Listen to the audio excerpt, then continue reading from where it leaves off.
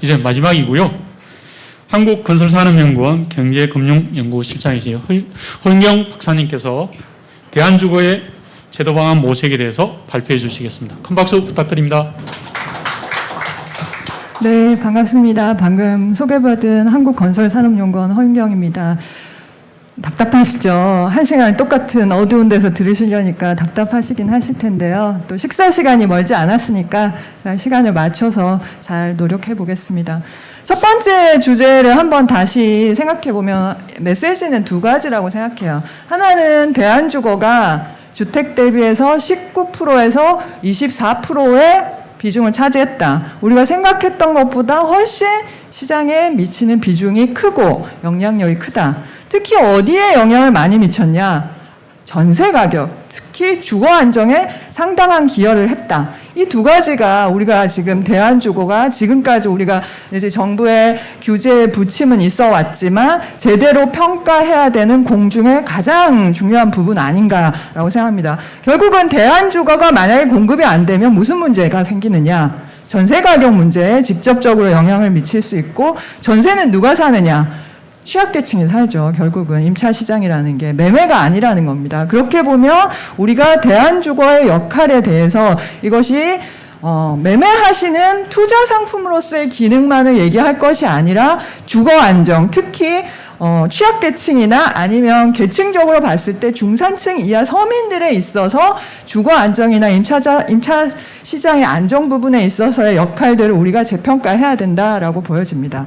두 번째 주제에서 우리 이태희 박사님이 되게 재밌게 말씀해 주셨는데요. 결국은 뭐냐? 시장에서 수요가 계속해서 바뀐다. 지금 우리가 과거에 생각했던 수요 가지고 과연 과거의 주택으로 지금 변화하는 수요를 대응할 수 있느냐라고 돌아보자라는 겁니다. 그렇게 보면 지금 과거의 농경시대에는 주택이라는 고착물에서 계속해서 살았어요. 쭉 살았기 때문에 구조물이 너무 중요했어요. 근데 지금은 계속 사람들이 변화하는 거죠. 공간 이용 패턴도 변화하고 그다음에 노동의 패턴도 변화하고, 그러니까 계속해서 움직이는 거고, 그렇게 보면 주택이라는 특정한 구조물보다 그러한 공간들을 사람들이 어떻게 활용하느냐가 더 중요한 시점이 됐다. 그러면 우리가 과거식으로 공간을 생각하고 규제하는 것이 맞느냐라는 거에 대한 근본적인 고민을 가져가야 된다라고 보여집니다. 자, 지금 보시는 것처럼 우리가 그러면 주택 공급, 특히 대한주거 뿐만 아니라 주택 공급과 관련해서 가장 지금 문제가 되는 게 뭔가라고 제가 한번 살펴봤습니다. 우리가 공급을 하려면 기획 조달, 땅도 사야 되고 집도 지어야 되고 그리고 허가도 받아야 됩니다. 그 장기적인 프로세스 상에서 보면 크게는 지금 집을 지으려고 하면 대한주거를 포함을 해서요. 토지 이용 규제와 결국은 건축 규제라는 부분을 가장 강력하게 우리가 맞닥뜨리게 됩니다. 근데 이 두 가지 규제가 가장 중요하게 생각하는 게 뭐냐면 두 가지입니다. 용도와 밀도를 가지고 규제를 한다라는 겁니다. 무슨 말이냐면 이 땅에는 특정한 용도는 들어올 수 없어. 아니면 이 땅에는 특정한 용도만 들어와야 돼. 왜 이렇게 하느냐? 도시의 기능을 효율적으로 만들려고 하는 거예요. 목적은 다 선입니다. 그 다음에 두 번째는 밀도를 관리를 하는 거예요. 이 땅에는 일정 높이만큼 지을 수 있어. 우리 흔히 얘기하는 용적률이죠. 왜 용적률을 규제하느냐? 당연히 도시가 가지고 있는 서비스, 기반 시설의 용량을 고려해서 그 이상 공급하게 되면 도시의 쾌적성이 떨어지겠죠. 즉 도시의 기능과 쾌적성을 유지하기 위해서 용도와 밀도를 가지고 우리가 관리를 하게 됩니다. 이건 다 이제 도시가 다 잘 되자고 하는 거예요, 기본적으로. 근데 과연 이 기준 자체가 미래나 현재 우리 시장과 비교했을 때 과연 맞느냐? 지금 이 규제를, 용도 밀도 규제를 몇십 년째 계속 끌고 오는데 이것이 과연 지금 미래의 시장이나 현재의 환경이랑 맞느냐에 대한 근본적인 우리가 고민을 하지 않고 계속 가져오고 있다라는 겁니다. 또한 이것뿐만 아니라 또 문제가 뭐였냐면 최근에 엄청나게 많은 규제들이 들어옵니다. 세제 규제, 그다음에 뭐 여기 제가 쓰지도 않았지만 판매 규제, 분양가 규제, 뭐 금융 규제 엄청나게 많이 들어와요. 근데 이 규제들이 대부분 부동산 시장이나 부동산이라는 건축물이 건립이 되게 되면 결국은 몇십 년을 끌고 가야 되는 겁니다. 이런 라이프 사이클을 고려를 하지 않아요. 그냥 단기 개입을 계속 하는 거죠. 그래서 이 사업이나 이 지역이나 이 시장이 장기적으로 어떻게 성장할지 아니면 어떻게 관리돼야 될지에 대한 고민보다는 단기에 개입해서 빨리 불을 끄고 아니면 빨리 불을 붙이고 이런 식의 관점에서 개입을 하고 있는 게 아니냐. 그런 측면에서 우리가 고민이 필요하다라고 보여집니다. 또한 최근에는 건축물 용도를 가지고도 마찬가지로 수요를 억제하는 수단으로도 활용되고 있는 것들이 확인되고 있고요. 이런 것들 아까 이제 이태희 박사님이 생활형 숙박시설이라든지 이런 문제점에서 일부 말씀을 주셨습니다.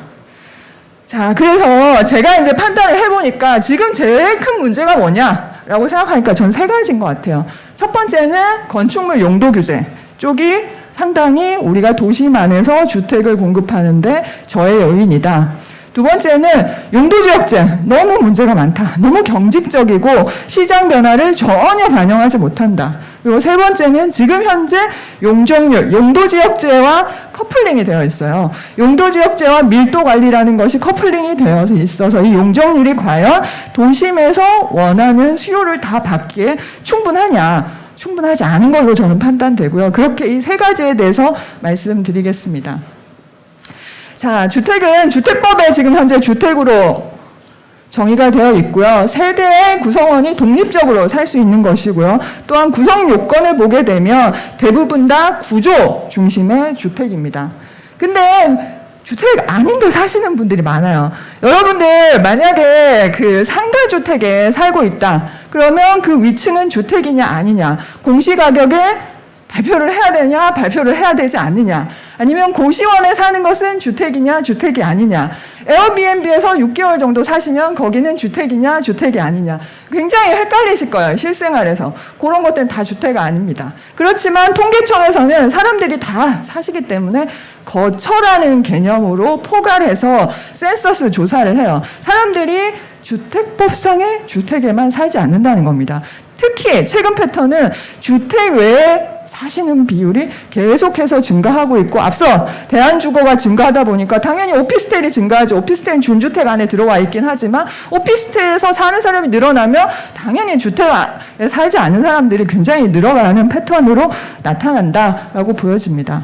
근데 시장에서는 주택의 유형이 굉장히 세그멘테이션이 커지고 있어요. 제가 한번 생각을 해보니까 네 가지 팩터가 있는 것 같아요. 첫 번째는 유닛이 굉장히 달라진다는 거예요. 유닛 내의 혼합도 있고 건물 내의 혼합 아니면 필지 내의 혼합 아니면 지역 내 혼합 다양한 형태의 주거 형태의 혼합들이 지금 현재 나타나고 있고요. 두 번째는 기간 혼합이 있습니다.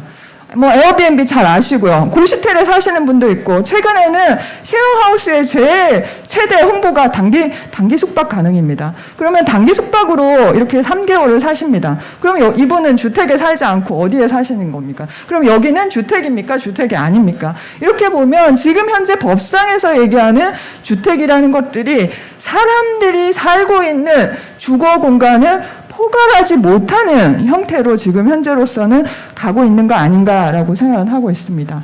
자, 그럼 현재 법상의 그 용도 구분, 주택을 포함한 용도 부분의 기본은 뭐냐? 건축법에 있는 용도 부분이고요. 건축법을 비교를 해보면 대부분 구조나 안전 중심으로 지금 되어 있습니다. 그것들이 지금 한 144개 정도로 구분되어 있고요. 이걸 똑같이 그냥 국토계획법이 수용을 해서 가져가고 있고요. 다시 관련 기반시설을 관리해야 되는 탑법에서 참고하고요. 마찬가지로 도시계획조례에서 사용을 하고 있습니다. 즉 기본은 우리가 지금 용도 사람들이 어떻게 살고 있는 게 아니라 결국은 구조가 어떻게 되느냐 면적이 어떻게 되느냐 층이 어떻게 되느냐의 기본을 가지고 지금 현재로서는 용도 구분이 되는 근본적인 한계를 가지고 있다라고 보시면 될 것 같고요. 지금 현재 법에 이제 주택만을 가지고 한번 제가 비교를 해봤습니다. 지금 현재 보시는 것과 마찬가지로 주택법상에서는 지금 단독, 공동, 준주택, 도시형 생활주택을 법 안에 주택으로 포괄하고 있고요. 그렇지만 잘 아시는 것과 마찬가지로 건축법이나 소방시설법, 하수도법, 주차장법에는 이것들 또 다르게 표기하고 있다라는 겁니다. 그러면 혼합 용도는 어떻게 할 것이냐? 주거 안에 다시 오피스가 있는 것들, 이런 것들은 당연히 법상 안에 현재는 포괄하지 못하고 있는 상황이라고 보시면 되겠습니다. 자, 그렇다 보니까 시장에서는 어떤 패턴이 나타나고 있나 보면 지금 보시는 게 지금 여기는 대부분 최근에 이제 분양하는 것들 제가 사이트에 들어가서 다운받았는데요. 아파트, 도시형 생활주택, 생활숙박시설, 오피스텔입니다. 이 도면만 딱 보여드리고 물론 이제 발코니 확장 가능 여부 이런 거 가지고 이제 전문가들이야 확인을 할 수 있겠지만 일반인들이 이 네 가지를 가지고 과연 이 네 가지가 어떤 상품인지 구별해낼 수 있느냐라고 보면 거의 불가능하다라는 겁니다. 유닛 내에서 이 상품이라는 것들이 거의 유사한 형태로 지금 현재로서는 이용되고 있고요. 건축물 단위로 보더라도 여기는 강서구에 있는 지금 건축물인데요. 오피스텔과 생숙이 지금 같이 활용되고 있는 사례고요. 밑에는 강남에 있는 사례입니다. 여기는 생숙과 도시형 생활주택 근생이 매칭되어 있는 사례입니다. 그렇게 보면 이 건축물만을 가지고 과연 이것이 어떻게 활용되는지, 이 용도가 어떻게 활용되는지 구별하기 굉장히 어렵다라는 겁니다. 이 얘기는 결국은 앞서 말씀드린 것처럼 우리 지금 용도 구분이라는 것 자체가 구조 중심의 용도 구분에 가깝고요. 또한 하나는 이 용도에 따라서 지금 규제 내용이 상당히 달라진다라는 겁니다. 규제 내용을 한번 보게 되면 세제, 가격이나 청약 부분, 아니면 기반 시설이나 입지 규제 관련해서 이 상품별로 다 달라요. 시장에서는 어떻게 하겠습니까? 당연히 그 땅에 가장 효율적으로 하려고 하는 거죠. 근데 이 규제들이 산발적으로 계속 들어오다 보니까 결국은 규제를 회피하려고 상품을 구성할 수밖에 없게 만들고 있다라는 겁니다. 정책이 결국은 장기 안정성을 가지고 그 도시의 효율성이나 그 공간의 효율성을 가지고 수요자의 니즈에 맞춰서 상품을 구성해야 되는데 애석하게도 끊임없이 규제가 바뀌다 보니까 이 규제를 회피하게 하는 상품을 유도하는 쪽으로 지금 현재로서는 용도 규제를 정부에서 활용하고 있고 이게 오히려 시장 수요자를 맞추기가 굉장히 어려워지고 오히려 규제를 맞춰야 되는 그런 쪽으로 지금 작동하고 있다라고 판단됩니다. 자, 두 번째는 이제 용도지역제에 대해서 말씀드리겠습니다. 우리가 이제 토지가 딱 있으면 그 토지에 무엇을 지을 수 있느냐, 어떻게 지을 것이냐라는 것은 기본적으로 이제 용도지역제만 가지고 가는 게 아니라 용도지역제, 그 다음에 지구단위 계획이라고 할 수 있는 대표적으로 얘기하는 계획단위, 마지막에는 심의 허가 절차, 이 세 가지 절차를 통해서 다 같이 관리를 하는 겁니다. 용도지역제뿐만 아니라 우리가 도시계획적으로 관리를 하기 위한 체계들을 갖추고 있다라고 말씀드릴 수 있을 것 같고요. 그중에 이제 용도지역제가 굉장히 경직적이다 보니까 이것이 갖는 상당한 한계들이 있다라고 보여집니다. 우선은 이게 여러분 아시다시피 주거지역, 상업지역, 공업지역 이 세 가지 있고 그 밑에 종이 약간 일부 세분화되어 있습니다. 이 세 가지를 가지고 아주 단순 명료하죠. 단순 명료하다 보니까 누구나 이해하기 쉽다라는 장점이 있습니다. 그렇지만 현재는 앞서 이태희 박사님 말씀하신 것처럼 공간 이용 패턴이 이렇게 다변화되는데 과연 이 단순 명료한 제도로 활용이 가능하느냐 굉장히 어렵다는 거죠. 또 문제가 뭐냐면 개개인의 재산권에 직접적인 영향을 미치다 보니까 공무원 입장에서는 이걸 잘못 바꿔주면 특혜 시비로 가고요. 그 다음에 개개인 민간 입장에서는 다 민원 사항이 됩니다. 그러니까 사회 문화적으로 어떻게 되겠습니까? 안 바꾸는 쪽으로 간다는 겁니다. 극히 변경이 어려워지는 겁니다. 그러다 보니까 여러 가지 문제를 발생시키고 있는데 지금 현재는 수요가 상당히 떨어져 버렸고요. 그 다음에 시기적으로 봤을 때도 적시성이 떨어질 수밖에 없고요. 앞서 말씀드린 대로 세 가지 제도를 가지고 쓰다 보니까 복합 용도를 굉장히 어렵게 하는 가장 근본적인 제도적 한계를 갖고 있다라고 보시면 되겠습니다.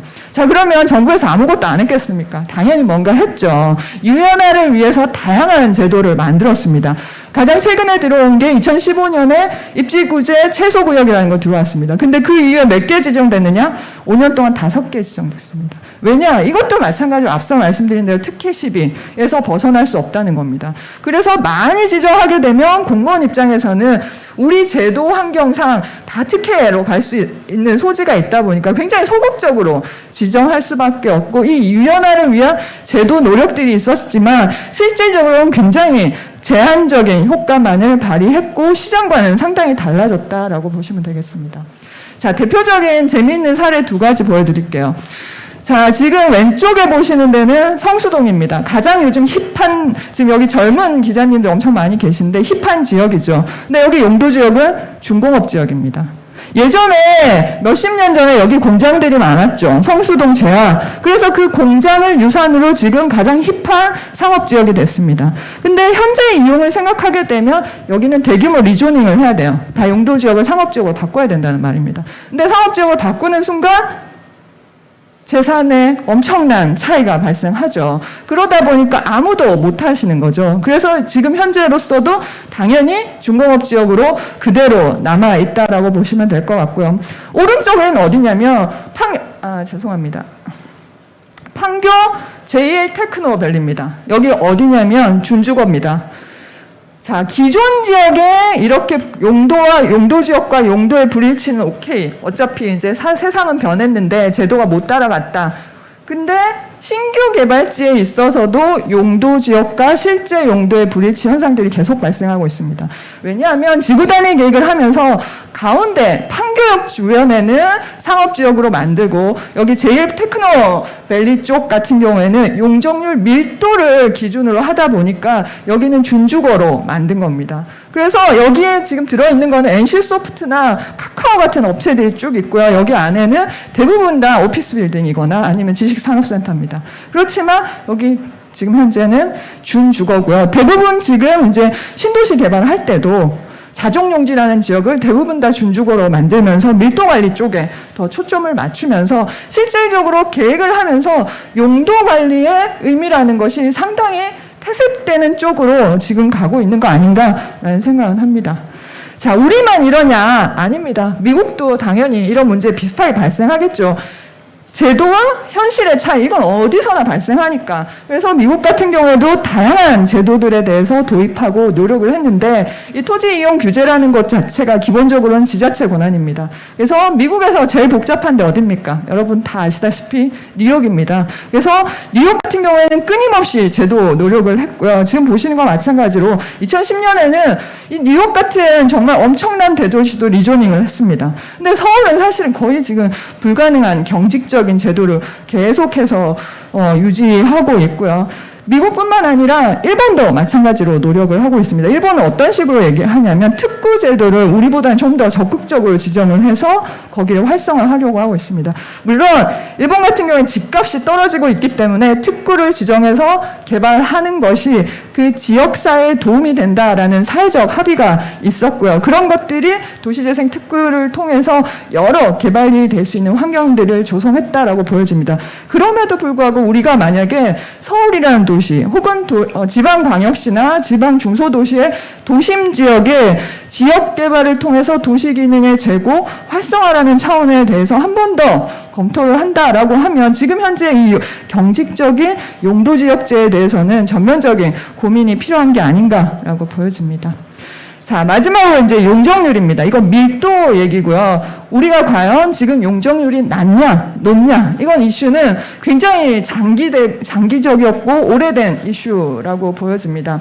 어찌됐든 지금 현재 용적률을 보게 되면 이제 서울만 한번 비교하겠습니다. 서울 같은 경우에 지금 용적률이 한 800%고요. 법상에서는 지금 한 1300까지 갈 수 있습니다.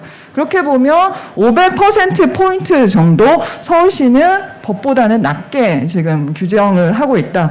물론 이제 국계법의 기본 취지는 지자체가 자신들의 지역의 특징을 잘 파악해서 거기에 맞는 용적률을 설정하라라고 되어 있는 것이 법 체계의 원칙이긴 합니다. 근데 우리나라에서 가장 밀도가 높게 공유 개발돼야 될 지역은 어디입니까? 당연히 서울입니다. 근데 서울이 국계법보다는 지금 현재로서는 낮게 형성되어 있다. 그럼 과연 이것이 적정하냐 아닌지 한번 살펴보겠습니다. 이건 제 연구는 아니고요. 서울연구원에서 2015년에 한 연구입니다. 그래서 일반 상업지, 아까 용적률 제가 800%라고 얘기했습니다. 기준 용적률이 800%입니다. 근데 그 일반 상업지의 건축물의 63%가 용적률 300% 이하 저밀 개발되고 있습니다. 800까지 지을 수 있는데 평균 이 정도밖에 안 된다. 그러니까 거의 다 밀도가 낮은 상태다.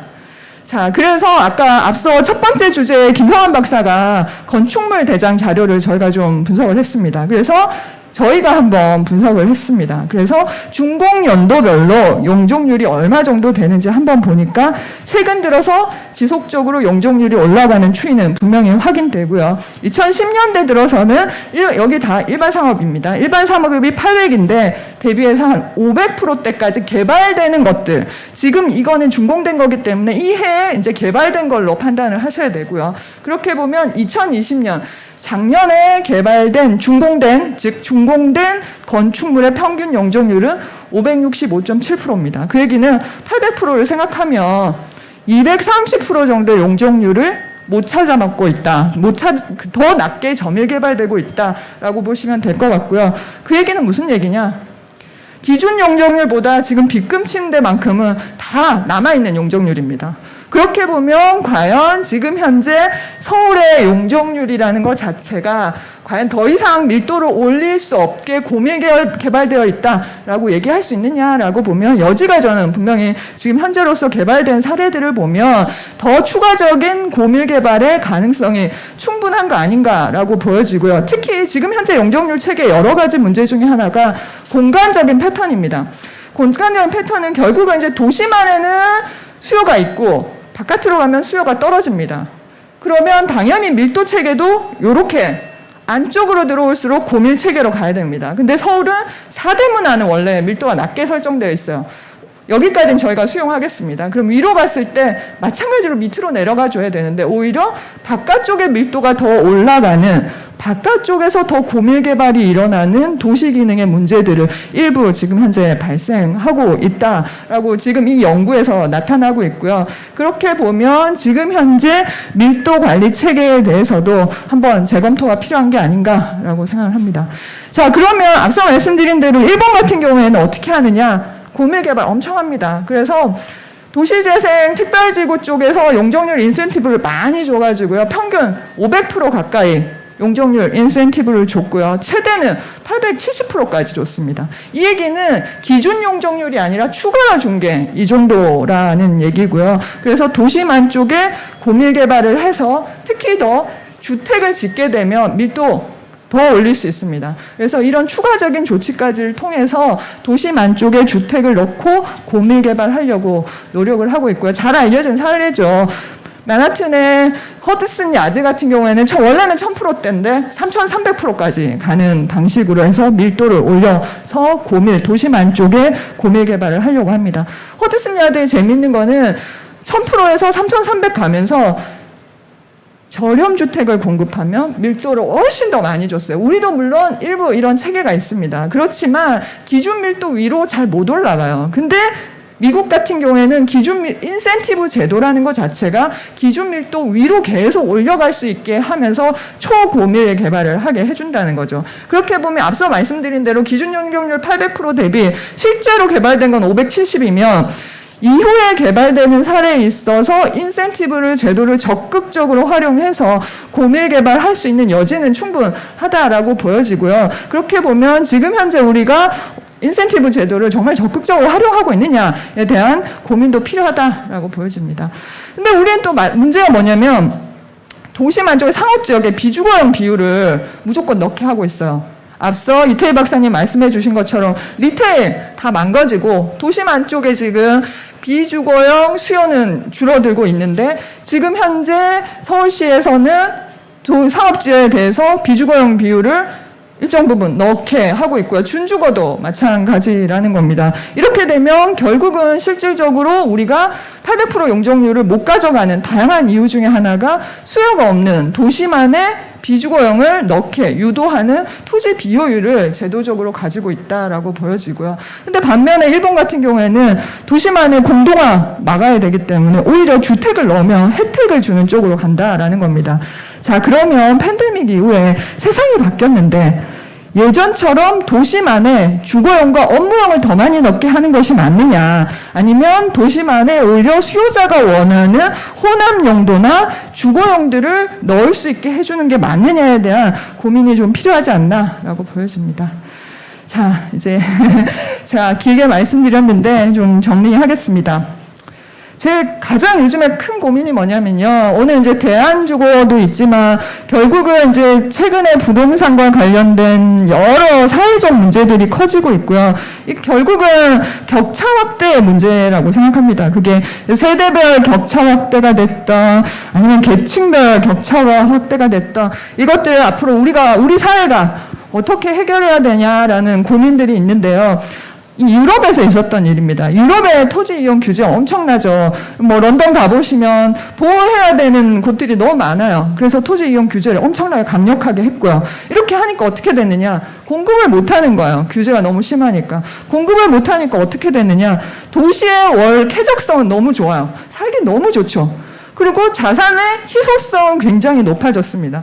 결과적으로는 집값이 다 올랐어요. 근데 이 혜택을 다 누가 가져갔느냐? 기존 소유주들이 가져갔다라는 겁니다. 새로운 시장에 진입해야 되는 사람들은 높은 집값 때문에 지불하기 어렵지만 기존 소유자들은 공급이 감소하고 공급이 별로 안 되면 너무 쾌적하고 기반 시설을 나 혼자 거의 쓰니까 기존에 쓰던 사람들이 쓰는 거고 쾌적해지고 또한 마찬가지로 희소성은 올라가니까 가격이 상당히 올라가는 쪽으로 갔다라는 겁니다. 그래서 유럽 내에서 지금 이코노미스트가 작년에 유럽 집값 상승의 가장 주요한 원인 중에 하나가 공급 감소고 그 과정에서 기존 주택 소유주들이 대부분 다 신규 개발을 반대하는 님비 현상들이 나타났고요. 여기에 대해서 반대해서 지금 현재 유럽은 토지 이용 규제를 완화하고 공급을 확대하는 쪽으로 지금 가고 있는 거라는 겁니다. 여기 보시는 그림 같은 경우에 지금 마찬가지로 텔레그래프의 그 기사인데요. 대부분 다 세대로 보면 세대가 있으신 기존 주택 소유주들입니다. 왜 반대하느냐? 내 집 엄청 조용하고 살기 좋았는데 왜 새 집을 짓느냐라는 게 대부분 다 반대 이슈들이었고요. 이런 것들이 결국은 집값 상승에 장기적으로는 집값 상승에 영향을 미쳤고 우리 피케티 논쟁으로 가듯이 결국은 계층 간의 자산 간의 격차 확대가 자가 보유 주택이 가장 역할을 많이 했다라는 얘기를 합니다. 그렇게 보면 결국은 격차를 줄이기 위한 가장 근본적인 해법 중에 하나는 뭐냐면 공급을 많이 해야 돼요. 공급을 많이 해서 일정 부분 집값이 낮아지고 또 수요자들이 원하는 곳에 집값을 살 수 있는 구조를 해줘야 된다는 겁니다. 최근에 정치권에서 다양한 모델들 나오고 있습니다. 근데 이건 대부분 다 특정 토지에다가 공급하는 방식이기 때문에 우리가 분양가 상한제가 저렇게 인기가 많은 거는 물량이 적기 때문이죠. 모든 국민들한테 다 해줄 수가 없습니다. 마찬가지로 최근에 나온 모델들은 결국은 물량이 한정적일 수밖에 없어요. 그러면 전 지역에서 공급이 확대될 수 있는 물량으로 가지고 그 안에서 금융 규제를 푸는 거 말고는 사실 전 계층이 수혜를 받을 수 있는 모델은 많지 않다라고 보여집니다. 그런 관점에서 우리가 지금 현재 여러 제도들에 대해서 고민이 필요하지 않나라고 생각하고요. 그렇게 보면 먼저 첫 번째 해야 될 게 제 판단에는 주택법상의 주택이 아니라 현재의 주택이 아니라 좀 넓은 포괄적인 대안주택이나 단독의 다가구도 포괄할 수 있는 거처 단위로 개념을 바꿔야 되는 거 아니냐. 그래서 이것들을 시장 안에서 포괄해서 우리가 시장의 역할 또 관리도 마찬가지로 같이 하는 것이 맞다라고 생각하고요. 지금 현재 상품을 이렇게 계속 쪼개가지고 규제하는 거는 상품의 풍선 효과만 계속 생긴다는 겁니다. 지금 현재 대한주거에 이렇게 수요가 폭발하는 거는 규제에 따른 상품의 풍선 효과라고 저는 보여지고요. 그렇게 보면 우리가 장기적으로는 거처 개념으로 좀 더 포괄해서 주거용에 대한 생각을 바꿔야 된다라고 보여집니다. 그다음에 이제 도시의 용량을 고려하는 도시 기반 시설의 필요량 추계와 관련돼서 재세팅이 필요해 보인다라고 생각합니다. 우리 지금 도심의 출산율도 엄청 떨어졌어요. 도심에 들어와서 사시는 분들 1, 2인 가구, 애들도 별로 없으신 분들입니다. 근데 그런 분들한테 계속해서 학교 수요 맞추라고 하고요. 또 자율주행차나 카시어링이 확대되는데 주차장 요건은 그대로입니다.